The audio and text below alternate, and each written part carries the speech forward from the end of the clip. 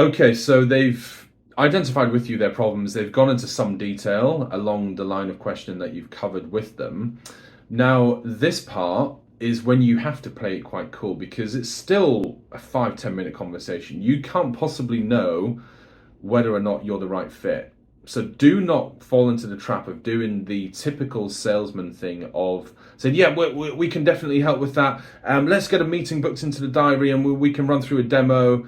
All of this stuff, it just ruins all the hard work you've already done. You need to play it cool because you realistically do not know if you are the right person to solve their problem.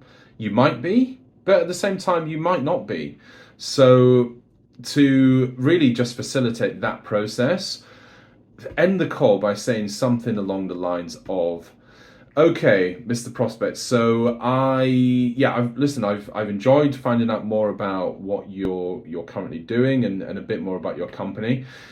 Look, I have helped people with similar issues and I in theory could help, but I'm not sure because I don't yet know enough about your company or your problems.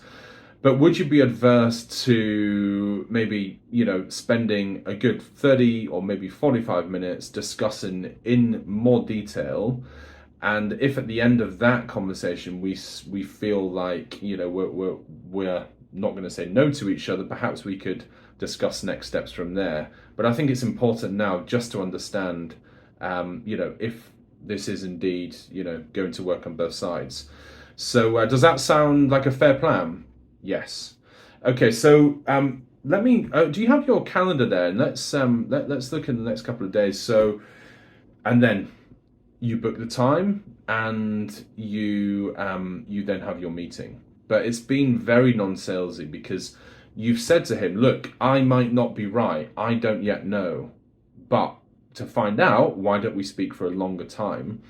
And it just makes them feel comfortable that you're not trying to push your solution. You're not jumping all over them, all excited with commission breath.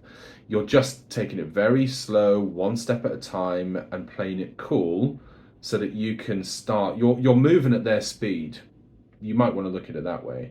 And they will just feel like that you are on their wavelength and you're not trying to shove them through your sales process and trying to kind of get them through that so that they buy as soon as possible. It's more organic and it's much easier going and comfortable for them.